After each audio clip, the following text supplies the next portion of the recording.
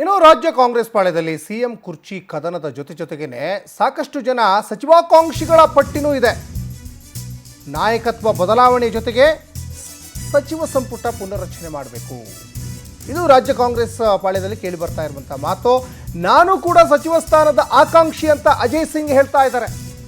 ಕಲಬುರಗಿಯಲ್ಲಿ ಶಾಸಕ ಡಾಕ್ಟರ್ ಅಜಯ್ ಸಿಂಗ್ ಮಾಜಿ ಮುಖ್ಯಮಂತ್ರಿ ದಿವಂಗತ ಧರ್ಮಸಿಂಗ್ ಅವರ ಪುತ್ರ. ಮಲ್ಲಿಕಾರ್ಜುನ್ ಖರ್ಗೆ ಅವರ ಅತ್ಯಾಪ್ತ ಗೆಳೆಯನೂ ಆಗಿದ್ದಂತಹ ಧರ್ಮಸಿಂಗ್ ಅವರ ಪುತ್ರ ಡಾಕ್ಟರ್ ಅಜಯ್ ಸಿಂಗ್, ನಾನು ಸಚಿವನಾಗಬೇಕು, ನನ್ನನ್ನು ಪರಿಗಣಿಸಬೇಕು, ನಾನು ಮಾಡಿದ ಕೆಲಸದಿಂದ ಸಚಿವ ಸ್ಥಾನ ಸಿಗೋ ಭರವಸೆ ನನಗಿದೆ, 100ಕ್ಕೆ 100ರಷ್ಟು ಈ ಬಾರಿ ಸಚಿವ ಸ್ಥಾನ ಸಿಕ್ಕೇ ಸಿಗುತ್ತೆ, 2.5 ವರ್ಷದ ಬಳಿಕ ಸಂಪುಟ ಪುನರ್ರಚನೆ ಅಂತ ವರಿಷ್ಠರೇ ಹೇಳಿದ್ರು. ಪಂಚರಾಜ್ಯ ಚುನಾವಣೆ ಬಳಿಕ ಸಂಪುಟ ವಿಸ್ತರಣೆ ಆಗುವ ವಿಶ್ವಾಸ ಇದೆ. ಕಲಬುರಗಿಯಲ್ಲಿ ಶಾಸಕ ಡಾಕ್ಟರ್ ಅಜಯ್ ಸಿಂಗ್ ಅವರು ಹೇಳಿಕೆಯನ್ನ ಕೊಟ್ಟಿದ್ದಾರೆ. ಕೂಡ ಆಕಾಂಕ್ಷೆ ಇದ್ದೆ, ನಾನಂತೂ 2018ರಲ್ಲೂ ಕೂಡ ಆಕಾಂಕ್ಷೆ ಇದ್ದೆ, 2023ರಲ್ಲೂ ಕೂಡ ಆಕಾಂಕ್ಷೆ ಇದ್ದೆ.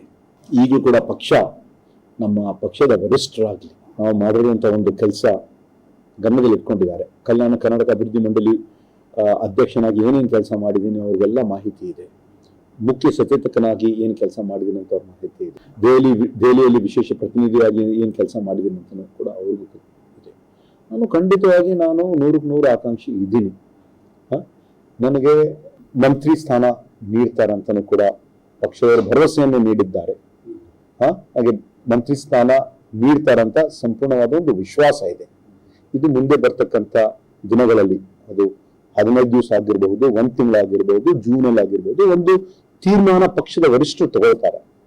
ಅದಕ್ಕೆ ನಂಗೆ ಸಂಪೂರ್ಣವಾದ ಒಂದು ವಿಶ್ವಾಸ ಇದೆ.